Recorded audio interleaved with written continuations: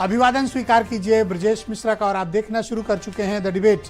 बहनों भाइयों, संविधान की प्रक्रिया का पालना करते हुए वक्फ एक्ट कानून में जब बदला, राष्ट्रपति ने उस पर दस्तखत कर दिए तो एक कानून की शक्ल अख्तियार कर लिया और 8 अप्रैल को इस देश में ये कानून लागू हो गया। लेकिन सुप्रीम कोर्ट में आज ये अटक गया है। आज हम इस मसले पर चर्चा करेंगे कि वक्फ एक्ट का जो कानून है उस पर सुप्रीम कोर्ट ने क्या ऑब्जर्वेशंस दिए हैं और उसके मायने क्या हैं और आगे क्या होने वाला है। आज महत्वपूर्ण चर्चा इसी विषय की। बहन भाइयों, 8 अप्रैल को वक्फ का नया कानून इस देश में लागू हो जाता है और 17 अप्रैल यानी आज दोपहर से यथास्थिति बनाए रखने के आदेश हो जाते हैं। पिटिशनर और जो उनके अपोनेंट्स हैं ये कुछ भी अपने अपने पक्ष में तर्क दें कि स्टे लगा है, स्टे नहीं लगा है, इस पर लगा है, उस पर लगा है, इस पर नहीं लगा, उस पर लगा है। बहन भाइयों, मैं एक लाइन में ये बात कहना चाहता हूँ कि वक्फ कानून कोर्ट में फंस गया है, लटक गया है। कब तक लटकेगा ये तो जज साहबान ही जाने, जब सुनवाई प्रक्रिया पूर्ण होगी। लेकिन वक्फ कानून पर फिलहाल के लिए यथास्थिति तब तक रहेगी जब तक भारत सरकार इस पर 7 दिन के भीतर सुप्रीम कोर्ट में इसका जवाब दाखिल नहीं कर देती। फिलहाल इसकी प्रक्रिया अमल में नहीं, पूरे कानून पर स्टे नहीं हुआ है लेकिन कुछ प्रावधानों पर रोक लगी है।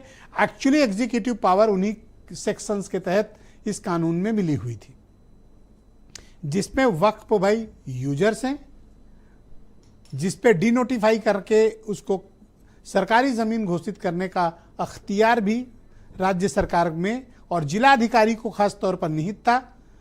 उन सब पर फिलहाल के लिए रोक लगा दी गई और जो काउंसिल बनेगी उसमें सभी सदस्य मुसलमान हों, ये भी कोर्ट इंश्योर करना चाहती है। कोर्ट को पूरे कानून पर एतराज नहीं है।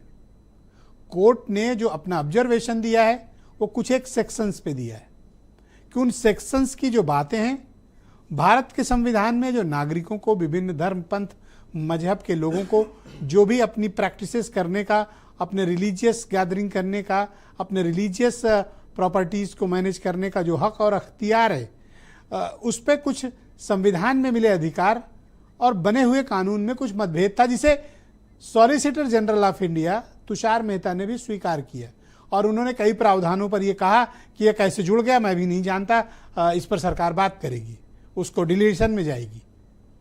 लेकिन बहनों भाई, जब ये कानून बन रहा था तब हमारे देश की दोनों पार्लियामेंट में, राज्यसभा और लोकसभा में बड़ी विस्तृत चर्चा इस पर हुई थी। उसके बावजूद ये चूक कैसे हुई, इस कानून के तमाम प्रावधानों पर जिस वक्त अपोजिशन भी इसे रेज कर रहा था, शायद इस टेक्निकल पॉइंट्स पर चर्चा नहीं हुई जिसे भारत की सर्वोच्च अदालत, चीफ जस्टिस ऑफ इंडिया और उनके बेंच ने पकड़ा। अब 7 दिन बाद जब भारत सरकार इस पर जवाब दाखिल करेगी तो कौन कौन से ऐसे अनकॉन्स्टिट्यूशनल, गलत या बिना वेरीफाइड चीज़ें कानून में डाली गई, उनको लेकर भारत सरकार क्या ओपिनियन रखती है। क्या वो उनके डिलीशन में जाएगी या उसे अप्रभावी करने के लिए कुछ उसमें संशोधन सुझाएगी, और अगर संशोधन करती है तो क्या प्रक्रिया फिर से वही होगी। क्योंकि जब आप कोई संशोधन करेंगे तो उसमें भी आपको पार्लियामेंट से अनुमति लेनी पड़ेगी। आप अपने मन से नहीं कर सकते, कोई अधिकारी नहीं बदल सकता कानून को। उसके एक बड़े सर्टेन प्रोविजंस हैं, जिस प्रोविजन से वो कानून बना, समिति को गया, समिति के इसके बाद लोकसभा आया, लोकसभा से पास होकर राज्यसभा, फिर प्रेसिडेंट की अनुमति, देन गजट नोटिफिकेशन। तो अगर कोई संशोधन होता है जिसको लेकर कोर्ट ने आज स्ट्रांग ऑब्जर्वेशंस प्रस्तुत किए तो क्या उनको डिलीशन भी होगा। अब जब बहुत ही कॉम्प्लिकेटेड कानून होते हैं बहनों भाइयों और कोर्ट से एक बार चीज़ें लटकी तो कब तक लटकी रहेंगी, नो वन नोज। यहाँ तो लोगों के प्रॉपर्टी के विवाद 3-3 पीढ़ियाँ लड़ती हैं, तो ये तो पूरे देश भर में मुसलमानों की फैली हुई संपत्ति का मामला है। ये कब तक चलेगा ये देखने का विषय होगा। लेकिन फिलहाल के लिए ये कानून लटक गया है, फंस गया है। आप एक लाइन में ये समझ लें, कोई भी वकील या कोई कुछ कहे, उसकी बातों के इतर एक लाइन में बात यही है कि ये फंस गया है। तो फंसा क्यों? क्या भारत सरकार के में बैठे हुए अधिकारी और जब इस वक्त ये पास हो रहा था, क्या इसकी कानूनी पेचीदगियों को नहीं देखा गया? क्या इतने बड़े बड़े जो न्यायविद बैठे हुए हैं उनकी निगाह से चूक गया? या इसमें कुछ ऐसे अनकॉन्स्टिट्यूशनल इलीगल चीज़ें डाली गई जो कोर्ट में जाकर स्पार्क कर गई। क्या कानून बनाने वालों को पता था कि इसमें गड़बड़ी और ये कोर्ट में रुकेगा? संवैधानिक रूप से तो ये पास हो गया है, ये कानून है, लेकिन आर्टिकल 142 इस देश में हमारी अदालतों को बहुत बड़ी ताकत देता है। ये जुडिशियल रिव्यू करने का अधिकार देता है और यही अधिकार भारतीय अदालतों को पूरी प्रक्रिया में सर्वोच्च स्थान पर रखती है। आप इस आर्टिकल को हमेशा याद रखिएगा, 142। यही बिगेस्ट असेट, बिगेस्ट पावर है जो भारतीय अदालतों को ताकत देती है ताकि वो सत्ता के द्वारा बनाए गए या संसद द्वारा बनाए गए किसी भी कानून का रिव्यू कर सकती हैं, उनको जुडिशियल रिव्यू कर सकती है कि यह संवैधानिक दृष्टिकोण से सही है या गलत।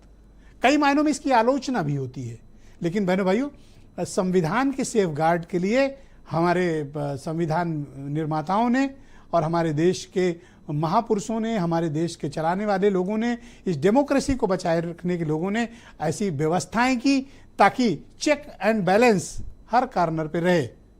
तो ये जो ऑर्डर कोर्ट कर रही है, आप में से बहुत से लोग पूछ रहे हैं संसद ने बना दिया कानून, ये क्यों ऐसे कर रहे हैं? संसद ने बनाया ना, इनसे क्या मतलब? मतलब है भाई साहब, इस देश का कानून है, इस देश का संविधान है।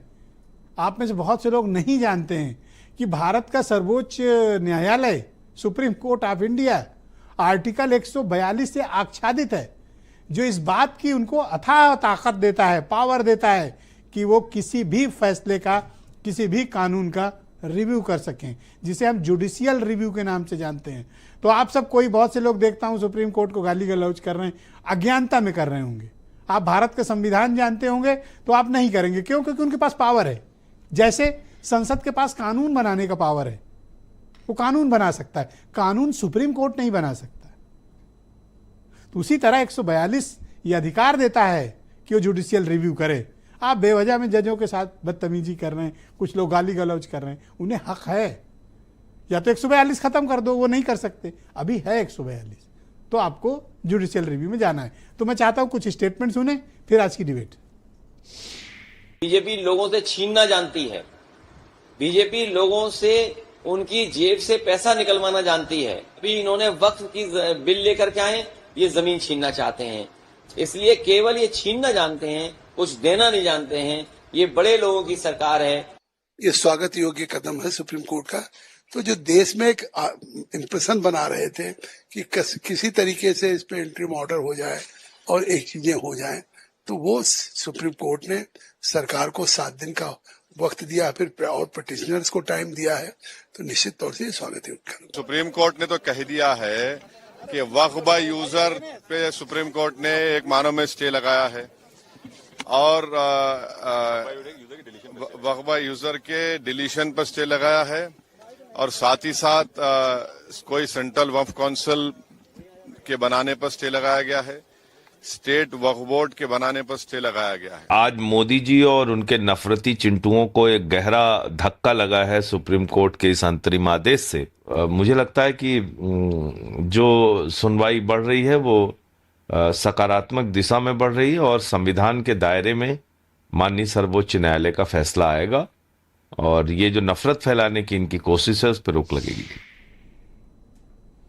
तो सुप्रीम कोर्ट ने आधे घंटे की सुनवाई के बाद ही इस पर अंतरिम आदेश जारी कर दिया है। उम्मीद है कि 5 मई को इस पर सुनवाई दोबारा से शुरू होगी, लेकिन 1 हफ्ते के भीतर भारत सरकार इस पर अपना जवाब दाखिल करेगी। तब सरकार का रुख स्पष्ट होगा कि कोर्ट के ऑब्जर्वेशन के बाद सरकार क्या रुख अख्तियार रखती है।